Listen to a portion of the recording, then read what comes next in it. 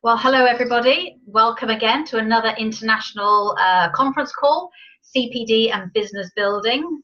I'm Dawn Campbell, your host, and today in the hot seat is Jonny Cooper. Hello, Jonny. Hello, Dawn. How are you? Very good, thank you. Looking forward to learning lots today.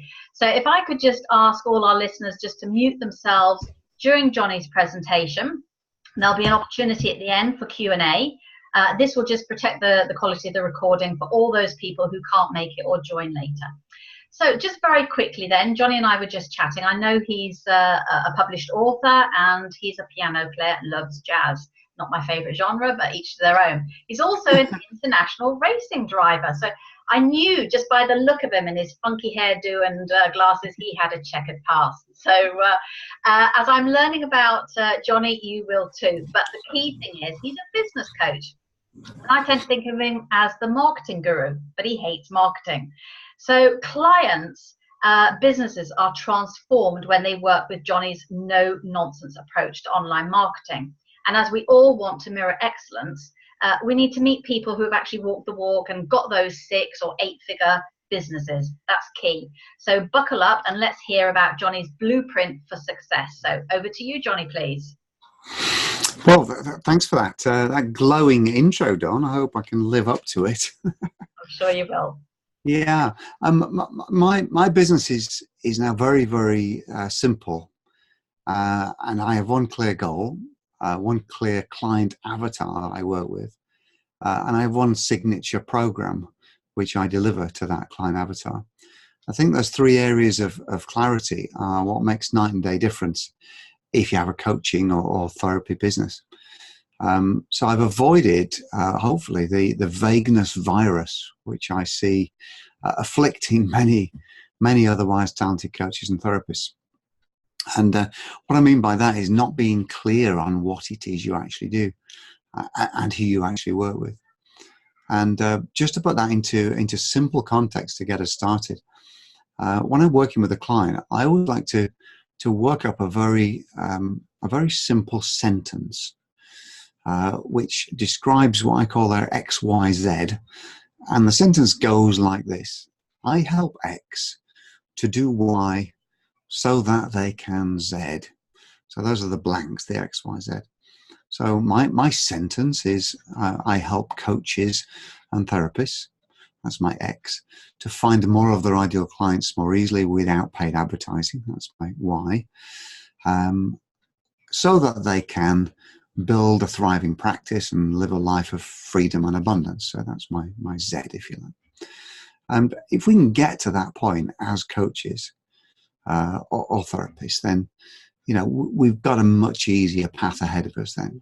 Marketing tends to fall into place once we understand who we deal with, who our singular ideal client is, and what our single ideal transformational benefit is that we bring to those people. Life becomes much clearer once all those basics are in place, if you like. Does that make sense? Absolutely. Do you want to prompt me at all in this? Is this an interview, or would you like me to just keep on talking? No, you just go on. We just want to hear what the blueprint is so we can mirror excellence. I'll just leave you to your time. Right. Okay. I think it's probably worth me just comparing and contrasting my sort of previous iteration as a business consultant, because this may well resonate with some of your audience, some of your members. Mm-hmm. I can only describe myself as a kind of rag-bag business consultant for many years, since I sold my 8-figure business in 2003. I actually built a financial consultancy up in the late 90s, early 2000s. We had 6 or 7 years at it, and we built the business up quite successfully. We had 200 staff and 8 offices around the country, and a 10 million turnover in the year we sold it in 2003. And since then, I just kind of fell into business consulting. If anything, I'm an accidental coach, and it was never a life plan of mine. But what happened was I was just being asked by some of my former clients in that business to give them advice and support and coaching, I guess, on their businesses. So I got dragged into all kinds of sort of marketing consultancy, sales, financing. I've raised quite a few million quid for client companies in the last 15 years. I also got involved with HR and business development, and I was a real kind of roll your sleeves up type business consultant. If I was talking to a potential business client, whatever the question was, the answer was yes. Jonny was up for it, and we'll have a go. But as you probably realise, when you're a generalist, you don't get paid as much as if you're a specialist, and you will inevitably attract less than ideal clients. You'll attract work that you don't really want to do, you don't really enjoy doing, and therefore the impact on your clients will be less than if you were working completely in your zone of genius. And sure enough, that's how I found it. By 2015, I was worn out, I was overworked, underpaid, stressed to hell, as you can imagine. I was busy, because I've always been pretty good at acquiring clients and, getting on a call with someone and presenting an irresistible offer so that they work with me, But it just wasn't me. I wasn't happy, and I knew something had to change. So during late 2015, early 2016, I started reinventing myself. I fired a bunch of clients. If any of you guys have ever done that, but it's quite scary and cathartic at the same time. You lose the revenue, but you also lose the hassle that came with earning the revenue. So that was pretty cool. By the time I got into 2016, I was in learning mode. I was investing in my own personal development. And I took on 2 or 3 mentors during that year. Spent a healthy 5-figure sums, learning some new stuff, learning some new tricks, if you like. And the conclusion I came to through all that was that marketing is actually simpler than most people make it out to be. Client attraction is actually simpler. So I've developed now a very simple, sustainable and scalable process of conversation-based client attraction. That's the best way to describe it. That's the headline that says it all, really. And it looks something like this. Define what it is you do, number one. These are my 3 pillars. So don't kindly mention the 3 pillars to start. My 3 pillars are what it is you do. We'll come back to that in more detail in a minute. I'll just give you the overview. The second pillar is who you work with, who your ideal client is. So we've got a what and a who. The third pillar then is how. And this speaks to the idea of one-to-one coaching or consulting not being your standard offering, and instead position that as a VIP offering. And spend most of your time in time leverage, where you're actually delivering one-to-many. So this could be, seminars, masterminds, group coaching sessions, group coaching programs. And the group coaching program is the most simple way to get started. That's the how, if you like. I'll go into that in a bit more detail, but just to recap these 3 pillars then.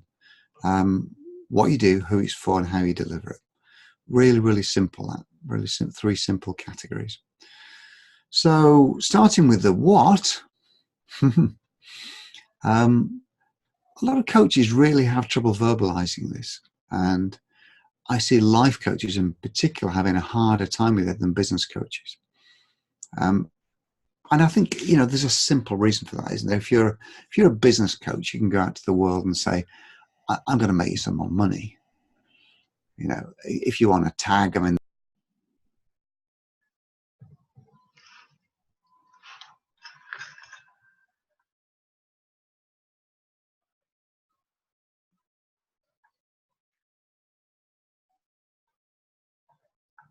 it's like we had a glitch then, didn't it? Yes, we did, but you're back. But we're back. There's a friend of mine in the States called Carl Bryan, and he has a great pitch. He's a business coach. And he says, what I do is I sell money at a discount, which I think is an astonishingly good and simple way to position yourself as a business coach. I sell money at a discount. So he pretty much guarantees that he'll find the client more money than he's costing, in other words, thereby, in a literal sense, selling money at a discount. So I think business coaches have an easier ride of it. And life coaches, by contrast, can get into an awful muddle when they're trying to describe what it is they do. I have people in my community who are singularly poor at actually describing the massive transformational benefit, the MTB as it's sometimes called, that they bring to the world. And I see people every day, saying things like, I help people find their purpose. Or there was one lady who responded to a post in my group and said, I help people find their symphony, which is just so vague and waffly and incoherent that it kind of doesn't make a lot of sense at all, does it? Dawn saying she can't actually see me. You're back. I can see me in my cameras. Can you see me now? Yep, we've got you back. Good, in all my glory. Yeah, wonderful. So, that kind of vagueness, that inability to describe what it is you do, the what, that first pillar, you've got all your work ahead of you if that's how you're showing up in the world. If you try and appeal to everyone, you'll appeal to no one. And if your offering is vague, that just makes it even worse, doesn't it? You've kind of got a double whammy of the vagueness virus, if you like. So, let's think of something clear to describe what it is you do. And what we mean by that is something which uses the language that your client's using about themselves, something which they will recognize. So in other words, the example I gave of, I help people find their symphony is just so left field and bonkers, because no client ever got up in the morning and said, I need someone to help me find my symphony. It's not language that people use. Unless, of course, she's a music coach. Yeah, and she might have lost the score to a conductor. She lost the score. Where's my symphony? But you're right. You've hit on it. When you speak in metaphors, and in confusing language, then you're going to be confusing any potential audience you have. And confusion is the enemy of sales, as you know. No one buys anything they don't understand. Nobody's attracted to join a community headed by somebody or with an offer they don't understand. So that clarity in what you do is really important. And we can by all means play with a few ideas for different genres of business coaches. If anybody wants to pop any comments out there, do you have comments enabled, Dawn, on this recording? Yes, I do. Yeah. So if anybody watching wants to comment and ask a question about a particular genre or type of coach that you are, and what would be the headline, if you like, because we've got to get to this point where we can describe what it is we do in a way that your ideal client goes, ooh, yeah, I like that. I'm going to reference a book in a moment, but we'll do the second pillar next. Second pillar is, who is your ideal client? Now, this is a real toughie for coaches, particularly life coaches, and I feel your pain, because if you have a glorious basket full of skills and talents and tools, you're hypnotherapist, you're timeline therapist, you're NLP, you're a 3Ps practitioner, all that fantastic stuff that you can do. It's very easy to get to a point where you think, well, I can help anybody. I help anybody who. But all those things are just making it harder for you to resonate with any particular audience. Going back to what we said earlier, nobody believes that you're an expert in all things. Generalists don't have as much appeal as specialists. When you get these spammy emails, I've had 2 today already, usually from the Indian subcontinent or somewhere like that. They make a list of all the things that their marketing agency can do. Websites, social media, SEO, design, graphics. You take one look at that and you think, well, I don't believe that. Even if it was somebody that I knew, even if it wasn't spam, which it usually is, you'd go, well, how can anybody be good at all those things? It's impossible, isn't it? Let me tell you a little story which will give you a complete antidote to that. and hopefully give you some clarity and enable you to work something out for your own business on the who, on the client avatar. So I know a coach in the States who is a life coach. He deals with anxiety and trauma and PTSD, through timeline therapy and NLP, those kind of things. So she was a $70 an hour general life coach. In fact, her website was her name, lifecoach.com. And that was fine. She had a few clients. Maybe, I wouldn't say they were knocking her door down, but she was getting referrals and that kind of thing. But $70 an hour, let's keep that in mind. She then decided that she wanted to not work with men anymore. She wanted just to work with women. So there's a kind of niche level, isn't there? What I'm showing on the screen here is just this concept of inch wide and mile deep. Let's see how deep we can go if you're a life coach.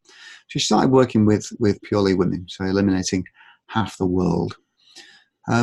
She then started working with female sports people because she realized that she had a play with performance anxiety. She could help with performance anxiety with athletes and other kinds of sports women.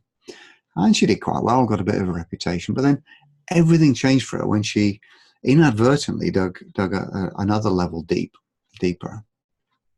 And she got an approach from a female show jumper.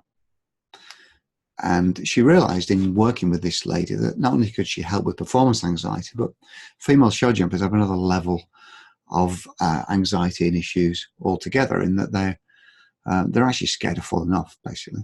Because when you're on a 7-foot, wild beast, it's just as likely to chuck you off before the first fence it is to jump the blooming thing, And then, of course, you get into all kinds of horrible injuries. You could die, in fact, or break your neck or your back or something.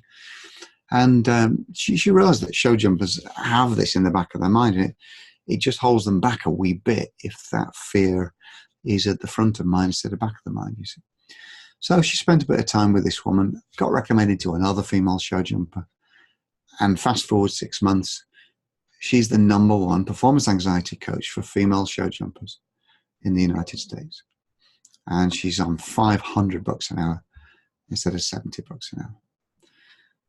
Now, what I love about that story, end to end, is, first of all, it's a great niching example. You see the layers that you dig deeper. Secondly, she's using all the skills and talents that she was using when she was just a general life coach.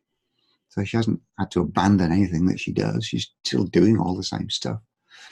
But the other great thing about that niche, well, there's two great things about the niche as a show jumping, is that it's a relatively limited niche. There's only a few show jumpers compared to the whole of the world. There's probably 1,000 in the States.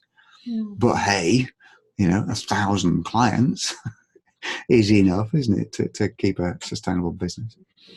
And the other lovely thing about that is that it's a lucrative niche, because show jumpers are all wealthy. You don't spend your last $100,000 on a horse, do you? You've got stuff going on if you can show jump on the international or the national circuit in the States. So for me, that just ticks all the boxes. And it's such a lovely story. It's such a lovely kind of anecdote about how it's possible to niche from being a general life coach and struggling to compete with all the other life coaches in the space charging $70 an hour, to something where you're truly a specialist and you can dominate your niche and become not just an authority, but the recognized authority in that particular niche. So as a little exercise, I'd encourage you all on a bit of paper now just to kind of have a think about a client avatar where you could create a niche. If not for yourself, you could certainly find a niche that you can dominate. So less competition, more authority, more specialism, more money, more reputation, all the rest of it. It's really, really, really important, this, guys. And the other cool thing about that is, I know this lady, she's not a client of mine, but I'm fascinated by her story. And I can tell you that she doesn't just deal with female show jumpers. But you've got to bet that she shows up into the world as the #1 performance anxiety coach for female show jumpers. Because this is our game, we make the rules, don't we? So if we want to work with anybody else, we can do, can't we? Just because we've carved a niche and we've become that renowned specialist doesn't mean that's the only kind of people we can work with. You know, if we find somebody that fascinates us that we want to work with, we can do. It's our choice. You know, it's our game, our rules. And when you find a lucrative niche like that, that'll build your business, you know, that'll form the beating heart of your business. You've even then got the choice if you want to do pro bono work, you know, heal the world if that's, you know, what you want to do. You know, philanthropic endeavors can run alongside your already successful practice where you've carved yourself out a space in a lucrative niche. But, you know, it really all starts for me from identifying who your ideal client is, based, of course, on what you do. You know, the corollary to all that story is the pillars come in this order, you know, what you do and who you do it for. You can't just select an ideal client uncertain of whether you can help them or not, you know, uncertain of whether what you do is actually going to make any difference to them. So it comes from applying your glorious skills and talents and experience in a particular niche, you know, to a particular client. And then everything becomes easy, you know, the world is at your feet at that point. The next stage then, I would suggest, is to think about how you can group these clients together. In other words, the how you deliver. We've done the what and the who, now the how you deliver it. And if you put together a simple group coaching program that can speak to your ideal clients' challenges and desires, then you have time leverage at that point. You're not just working one-on-one. And I want to describe a simple little product pyramid. I think most of us have written stuff, haven't we? You know, we've written posts, blogs, emails, you know, some of us have put books together and that kind of thing. So we've got content. And that's guided us, I think, to our voice, you know, how we show up in the world. And it's really, really easy to build a program around that, you know, build a group coaching program around all the stuff that we've learned we can do, you know, all the knowledge that we know is useful and interesting to people. In some cases, it's really easy to build a group program as if you're writing a book, because the program has modules in it. You deliver it over a period, don't you, 12 weeks. Well, you know, a book could have 12 chapters, couldn't it? So it's the same kind of mindset, you know, when you're writing stuff in paragraphs or chapters as putting a program together. For me, it's just about taking your clients on a journey from where they are today to where they want to get to, you know. But that, for me, that group program fits in the middle of the product pyramid. Imagine a product pyramid at the bottom where you've got digital downloads, you know, stuff that you give away. It could be freebies. It could be stuff with a modest cost. You know, I've done masterclasses that people pay 67 quid to show up on. 37 quid, I think I did one, Facebook masterclass. And you corral a bunch of people together, you know, and they all show up. It's useful stepping stone, isn't it, to then upsell them to the next level. But that stuff's at the bottom of your pyramid. The middle of your pyramid then is your group coaching program, where you're corralling people together with similar issues, similar challenges, similar goals, and you can work with them together in small groups. I do that with my client attraction blueprint, where I have an intake every month with 4 people on it. And 4 people pay me then to go on a 12-week journey of discovery and, you know, put their own program together, their own business together. Just going back to this pyramid then, that leaves the top layer, because we've got 3 layers on it. We've got the cheap or free digital downloads. We've got the time leverage of your group coaching in the middle. And at the top then is your VIP offering, which is one-to-one coaching. And that's a huge revelation from many coaches and therapists that I work with who simply anchor their business into one-to-one coaching. The trouble with that is that you might get successful. Because if you get successful at one-to-one coaching, you're going to wear yourself out really, really quickly. What's the most you could do in a week? 20 hours maybe? You've got to have some space in between, haven't you, for lunches and all the rest of it, and paperwork. you'd want to take a whole day off probably for paperwork and scheduling the next week's kind of one-to-one things. I don't know many therapists or coaches who are doing more than 20 hours a week. So hourly rate, 100 quid, say, 2,000 a month, 2,000 a week. So you're pegging your revenue at 8,000 a month, aren't you? You might say, well, I should be so lucky. That'd be great, wouldn't it? Well, kind of yes and no, because you'll soon get fed up with it when you realize that you're filling all your time with coaching, that you've peaked out at 8 grand a month with your costs to come off that and your tax and VAT and all the rest of it. It doesn't make you a brilliant living that, and you'll run out of time before you run out of ambition. You'll run out of time before you run out of ambition. Your ambition will always exceed the number of clients you can possibly take on one-to-one. So the answer to that is to build this product pyramid, to understand that your one-to-one coaching has to sit right at the top for the people who can truly afford it. And this speaks to a concept called proximity pricing, which is fascinating to me. I just love that term. I love the alliteration in it, proximity pricing. This says that the closer the clients get to you, the more they have to pay. The closer they get to you, the more they have to pay. And, pop stars, music stars, sports venues have understood this for decades, haven't they? If you want to stand in front of the stage, you have to pay more than the people sitting at the back. The director's box at a football match, costs more than sitting in the terrace, doesn't it? You get closer to the action. You get a better experience. So with proximity pricing in mind, I think most of us could put together a simple product pyramid, with stuff where the clients don't get any direct access to you, but they get the benefit of your genius and your wisdom with some kind of downloadable stuff, some simple ebooks and swipe files and all this kind of modern jargon. In the middle, then you can get them a bit closer to you in a small group. You're leveraging your time, charging more for it, but they're getting better value than they would for one-to-one. Some would say they're getting a better experience because they get to interact with the other people in the group. And the micro communities I built within my client attraction blueprint sessions, some of them have been quite remarkable. People are meeting for real. They're going on holiday together. They're friends for life just because they've met on the program. So you get all that from it, and they get all that from it. But then, as I say, at the top, reserve your one-to-one for people who can truly afford it. Make it your one-to-one offering. And you know what? This is how you see the coaches of the world, the Steve Chandlers, the Rich Litvins of this world, charging $100,000 for a 12 months coaching, because that's their VIP offering.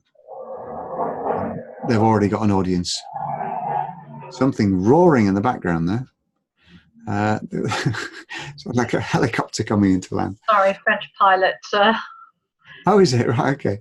It was a plane.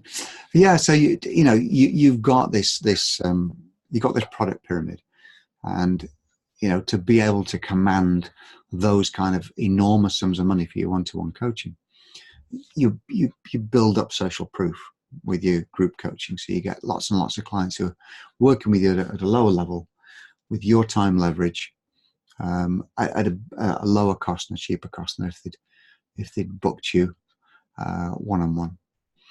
And that reserves the space at the top of the pyramid for just a handful of one-to-one clients. My practice looks like this now. I've got 3,000 members in my group. I've got 80 paying members in my subscription membership group. That's shortly to grow substantially, owing to some campaigns that we're launching, shall we say. But they're paying £67 a month, those 80 people. So that's the kind of the bottom of the pyramid. In the middle, then, I have 3 client attraction blueprint group programs going at any one time. So I launch one each month. I launch an intake every month, and it lasts for 12 weeks, for 3 months. So at any one time, I've got a program just starting, one just about to finish, and one kind of halfway through. So I've got 12 people on client attraction blueprint programs at any one time. So you see the numbers are getting smaller as we go up. At the top, then, my one-to-one, I only have 3 one-to-one coaching clients. I don't want any more because there's no time leverage. It's a very intense experience for me and for the client. It's interesting how how the revenue spills from each of them, because yes, I'm making a bit more money from my 3 one-to-one clients than I am from the 12 CAB clients, and I'm making the least money of all at the moment from the low value things at the bottom. That could change at any time, couldn't it, if more subscribers come on board? But what we're describing here is a mix of revenue from 3 different products, effectively, that all sit very nicely together and all cross-sell to each other. They upsell, they downsell. So people who've been on the Client Attraction Blueprint ask me if we can do some one-on-one coaching together, and vice versa. People who've been on the Client Attraction Blueprint have probably sometimes been in the private members club, the subscription membership thing, already, and then decided to take the next step. So this very, very simple kind of how, my third pillar, is the product pyramid. Just think of 3 simple offerings that encapsulate what you do already, so you're not reinventing the wheel and making stuff up, but provide 3 irresistible offers, one of which will be irresistible to most people. So that's my 3 pillars. Do we have some questions? Dawn, should I have a look in the comments? Yes, we do. Amy is asking, how long did it take, sorry, Annie, how long did it take you to get that specific, please?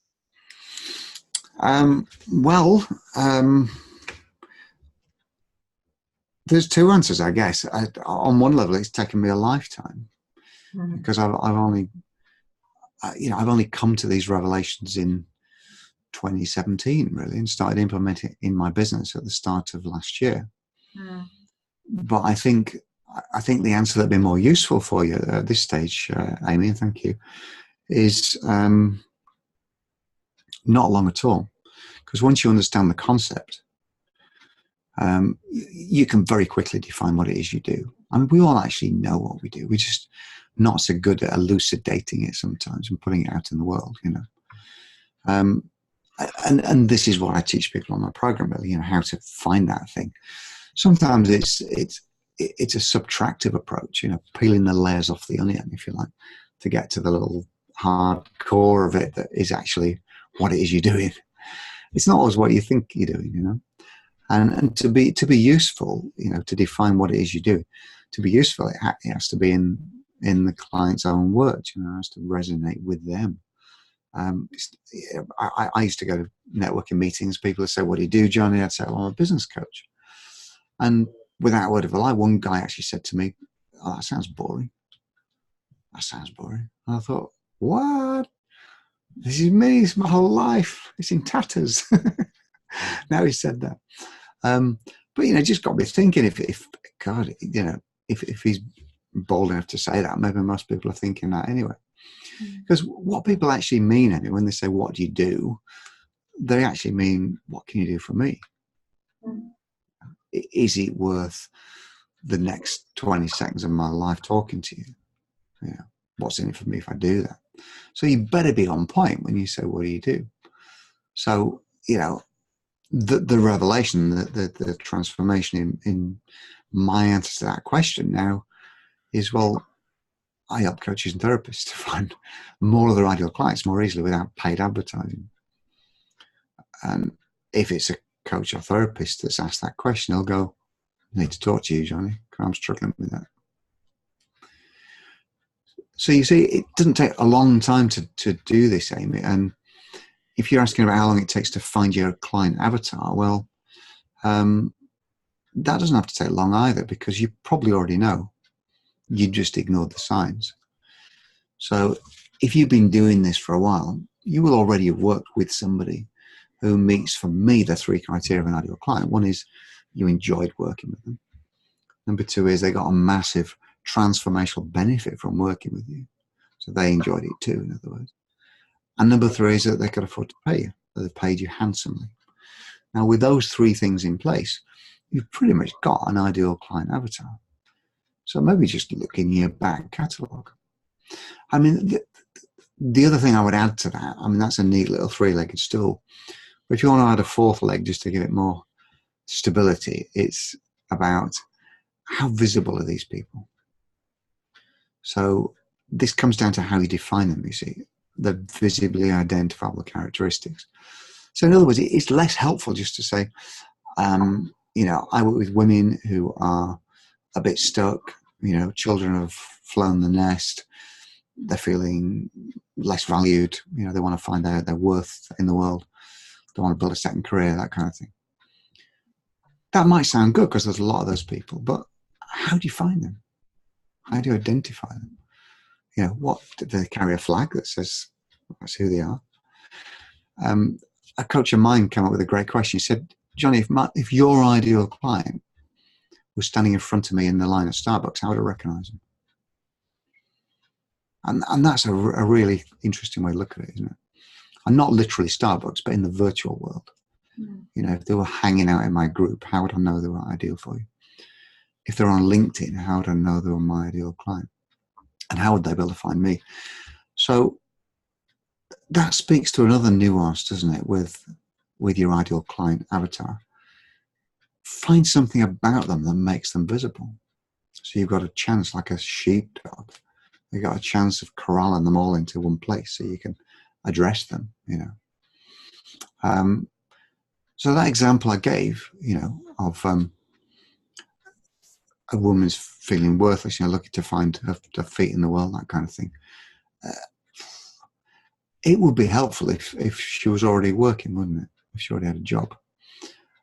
Numerous coaches come to me with an avatar that they've worked with of professional women who feel undervalued at work. So they feel downtrodden. They could be senior executives. They don't feel they're getting a fair crack of the whip compared to their male counterparts. That's a big thing, isn't it? And they feel underconfident, although they put a big smile on when they're on stage.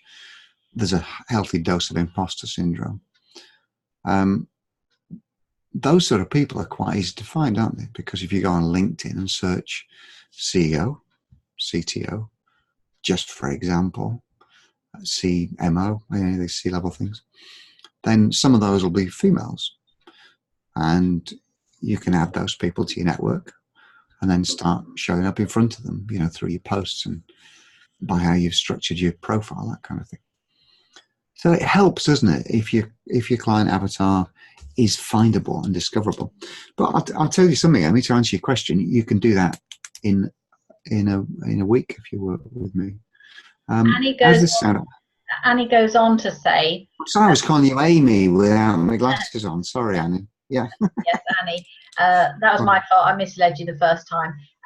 Annie said, how does this sound? I help dentists achieve success so they can do more of what they love to do without fear of burnout. Is that specific enough? Yeah, dentist is a great niche. I think we could perhaps tweak the wording. Where we've landed there is a great niche. I love that.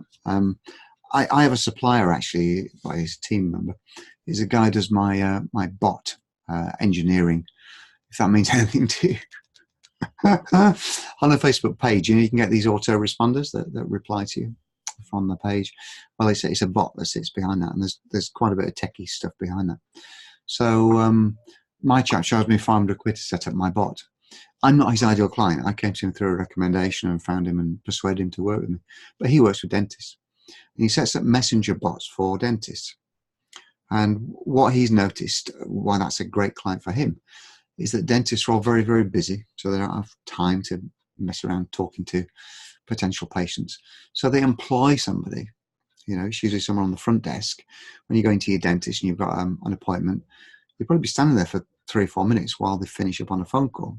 And the phone call is about, when can you come in for your checkup? I can do Tuesday. Okay, yeah. What about Thursday afternoon?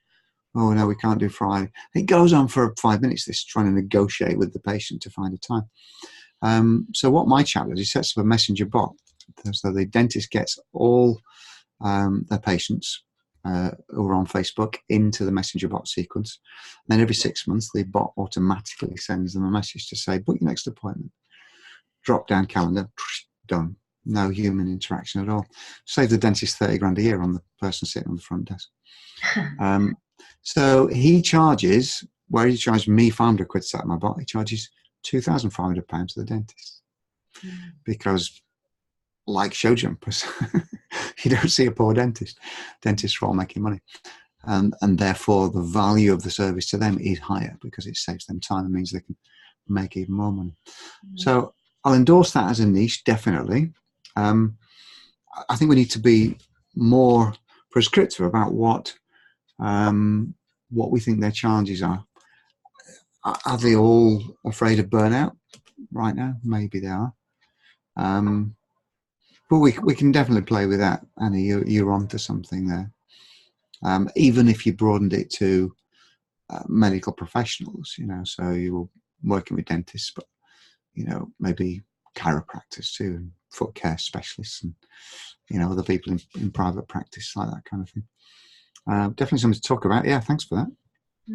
Does that help, Annie? I hope it does. I'm sure it does. So where have we got to? Let's just recap on the 3 pillars.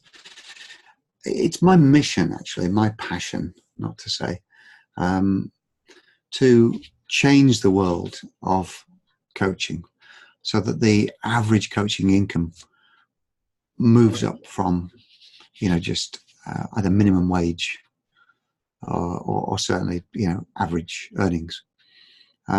Coaches need to be, as an industry, more successful.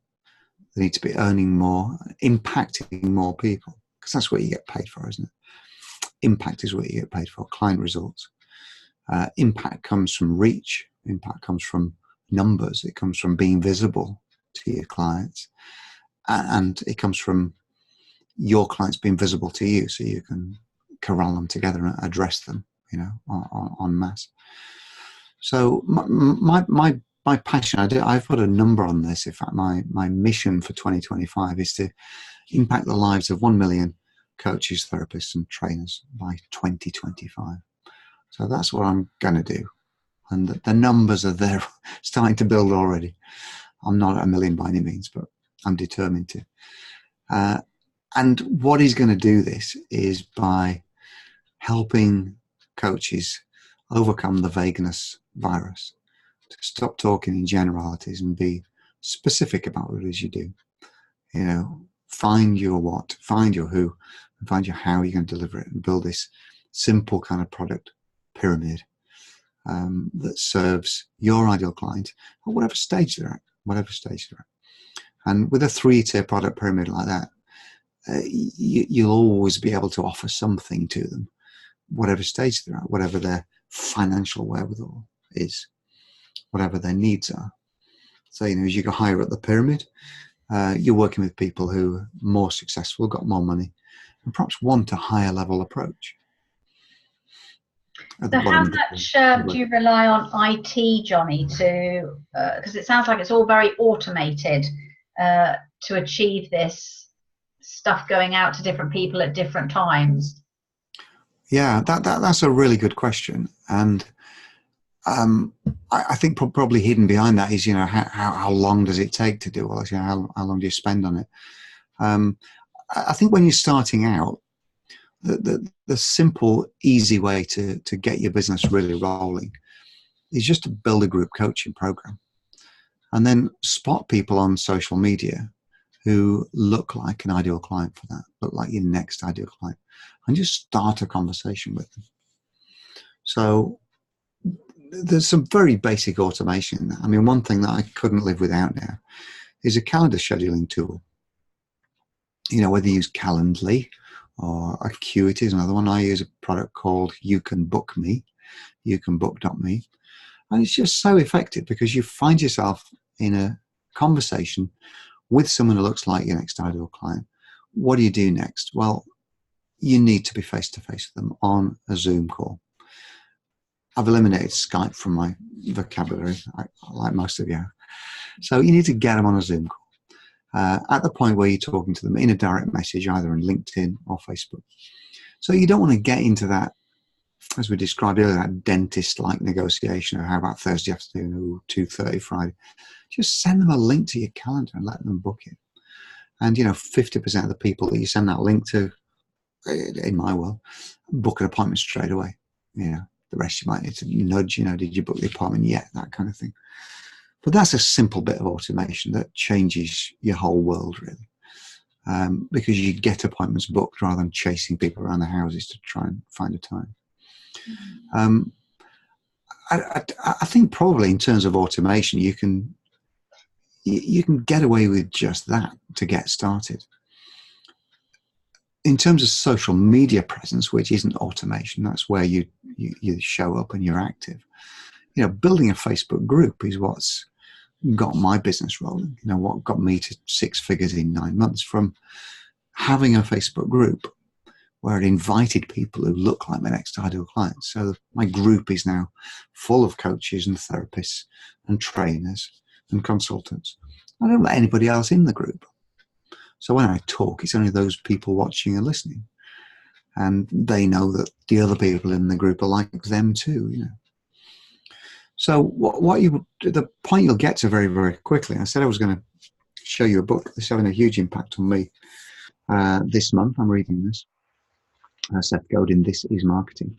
And there's a wonderful quote on the back because, to me, the essence of marketing in the modern digital world is you only get people to the point where this is their reaction. I'm just showing this on the camera.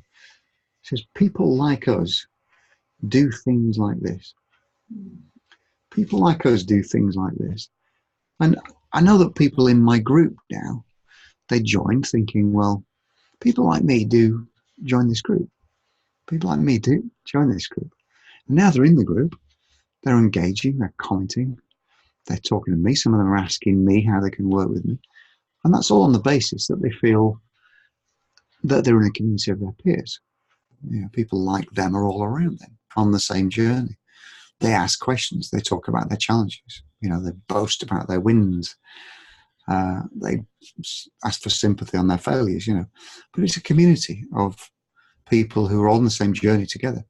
And they all feel, I'm sure, that people like them hang out in groups like this. People like them work with Jonny because they can see that people like them are working with me already, you see. So that can't happen, can it, if you don't have a defined client avatar? Because if you work with the whole world, there is no people like us, is there? Just everybody, And that just stops so many coaches earning money, and they're bumbling along, just picking up a client here and there by accident. And that has to stop because it doesn't need to be that way. This is a very, very simple process, guys, by which you can change your life and change your business. And if you know that, then by definition, the comment that I often hear about social media is a big time stealer. Everybody on Facebook wants to be spoon-fed everything for free. By having that very key A to Z, what do you want to do, who do you want to work with, and how are you going to do it, means that you might spend 4 hours a week on Facebook, but you know what you're looking for, as opposed to losing 4 hours on Facebook. And hopefully what you are attracting are the right people. I agree entirely. And to add even more power to what you've just said, Dawn, let's frame it like this. If you're a coach and you're in the business, you're doing something already for 40 hours a week, probably 60 hours a week if you're trying to push the boat out. You're probably going to networking meetings. You're probably on the phone. You've probably got some kind of LinkedIn thing where you're sending messages to lots of people. You're doing something, aren't you? So all we're talking about here is spending your time doing something that works rather than spending your time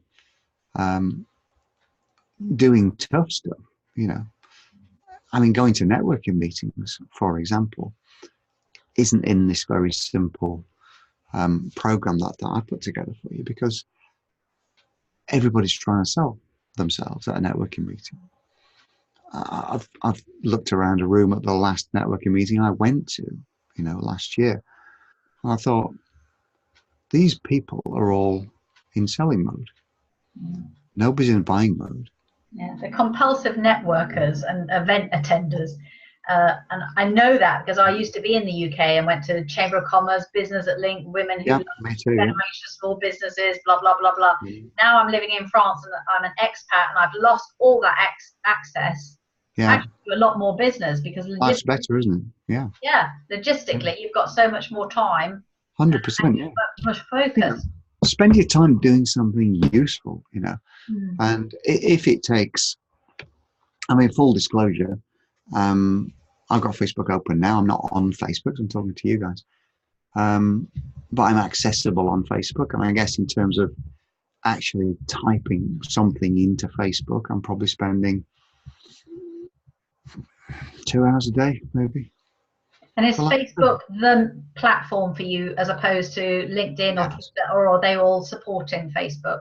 Um, yeah, I think what you've got to understand in your business is what's the hub, you know, where does your ideal client hang out? Mm. My ideal clients, being coaches and therapists, hang out on Facebook, hang out in groups where they learn how to be better coaches and therapists, where they learn how to market, they learn how to find more of their ideal clients more easily. And hello, here I am. So yeah, they're definitely there. They're also on LinkedIn, you know, pretty much everybody has a LinkedIn profile, just like everyone has a Facebook profile. The difference with LinkedIn and Facebook fundamentally is that people tend to be umbilically connected to Facebook, so they're easier to reach. You know, if you speak to someone in a direct message in Facebook, Facebook DMs have a 93% open rate. So most people are going to read them straight away in most cases. Whereas on LinkedIn, as anybody who's, you know, experienced using it will know, you can send a direct message to someone on LinkedIn and they won't read it for a week. People just don't use the platform in the same way they use Facebook. Does that mean then that you're not using other platforms like Infusionsoft or MailChimp or Monkey Survey? You just go to Facebook for, you know, that is your number one platform for anything. Well, I was determined to keep it simple today for obvious reasons. This is a kind of, you know, intro to the world I've created. What you're talking about there is email marketing, which is, you know, a different strand, a different channel to social media marketing. I use a platform called Active Campaign, which is a kind of, you know, MailChimp Infusionsoft type thing. And that sends out from me a daily email, which I call my daily brain tattoo. I write a daily brain tattoo every single day, which is just 100-word micro blog. I find that's what people like to read. And I have a readership now of about 1,500 people, something like that, who get this every single day, read it, disseminate it. Some people reply back to me, you know, great message today, loved it, all that kind of thing. So would I be right in thinking that's the very first port of call before they then move on to the pyramid, and that's why you have that as well? That's part of the pyramid. I mean, that's the bottom layer of the pyramid. So that's free daily content. All people have to do is sign up to my email list from the homepage on the JonnyHatesMarketing.com website. And they receive the daily brain tattoos on a daily basis then. And that will need your own website as well. Well, I think we need to define need, really. I mean, if a coach is literally starting out and wants to make some money from day one, I'd say define your client avatar, go hang out on social media where they hang out and talk to them, start up conversations. You know, Facebook is the great blue gift from heaven as far as I'm concerned. It's free to use. We're not talking about paying for advertising here. You can build a Facebook group very, very quickly of people who look like your next ideal client. Serve them a bit of value, you know, post some content that interests them to establish your authority and your expertise. And then when people comment and engage, just talk to them. Just get them into a direct message. Say, hey, you know, I've found your clients really interesting. I think I might be able to share some insights that can help. Let's jump on a call and find out. Okay. Bang, scheduling link. You know, let's do it. Now that's the way to get started if you don't have a business yet, if you don't have a practice yet, if you don't have any clients yet, and you don't have any other presence elsewhere. And it's worth just mentioning briefly. I think we're finishing up shortly. Yeah. There are really two different types of activities that you can undertake in your daily workload as a coach. One is what I call the golden issues. and the other one is what you might call the aluminium issues, or aluminum, as my friend in the States came up with. Gold and aluminium. The gold issues are things like who is my ideal client? Where do they hang out? How many conversations have I started with people who are like my next ideal clients today? How many appointments have I booked? How many discovery calls have I got on my calendar with my ideal clients? Those are golden issues and activities that you should undertake every single day. Now, the aluminium issues are things like, I need to build my website. Shall I use Wix or WordPress for my website? You don't actually need a website, at the point where you're starting out. I would say it's an add-on luxury, a few weeks or months down the line when you're actually making some sales and having some impact and talking with some clients. The same applies to all the other social media platforms. Because if you've identified your client avatar, just have a dig around, see where they hang out. If it's LinkedIn, then learn to master LinkedIn. Show up every day on LinkedIn. Work that like a Trojan. If it's Facebook, do the same there. The same applies in different niches, particularly for coaching and therapy. But with Instagram, you'll find a certain type of audience in Instagram, won't you? If that's your ideal client, then go there and hang out with them. But for me, it's definitely important to distinguish between things that are really going to have an impact right now and things that you're kind of building for later and almost luxuries.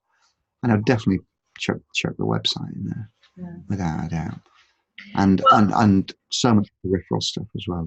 Yeah, I mean, you're right. I mean, we've only scratched the surface, and I'm sure there are many, many more hours we could spend on this, but that's the whole point of your pyramid, your master classes and climbing up that pyramid. So how do people join, and this is your opportunity just to try and grab a few extras on the call to incentivize them to become raving fans. Yeah, superb. Well, I would like to see each and every one of you in the Jonny Yates Marketing Facebook group, because I think that's where we're going to start to create some impact for you. It's free to join. Just type Jonny Yates Marketing without an H, into Facebook, and Facebook's very kind to me. It'll serve you the group straight away, and you can join. I'll be looking out for you and welcome you this afternoon. In the joining question, just put that you've joined from Dawn's webinar today, and I'll give you some special treatment. And I'll tell you what I'll do. I'll give you an immediate download of my short ebook on the 3 pillars. It's like a 15-page guide to the 3 pillars. So anyone who joins the Facebook group today, you can have one of those. And by all means, if you want to have a lengthier conversation, I'm happy to do that. I have agreed with Dawn a discount on the pricing for the client attraction blueprint for members who come forward from this webinar, from this session. So bear that in mind. We can talk about that once we once we get rolling. Right. Thank you. But yeah, I hope this has been useful. I've really enjoyed it. Yeah, whetted our appetite. Thank you. So I know we're always very conscious of the time, and we hate to cut people off in their prime, but we do like to stick to the time schedule for the benefits and courtesy of everyone who's joining. So any questions that people didn't ask, if you send them to Jonny directly on Facebook or send them to me, I can pass them on. But no question is a silly question, so you're welcome to add your questions afterwards, and I'm sure we'll all stay in touch and make friends. But thank you very much, Jonny, for your generosity and time and energy, and clearly passionate about the subject, and you make it all sound so easy. There's a difference between simple and easy, but it's definitely simple, and there's easy ways and hard ways to do this, like everything else, isn't it? Yeah. Well, you've obviously made it very, very effective for you, so I look forward to mirroring that. Superb. Thank Fantastic. you very much, Jonny. Thank you. Enjoy the rest of your day. Bye-bye, everybody, and thanks for your attendance. Bye-bye.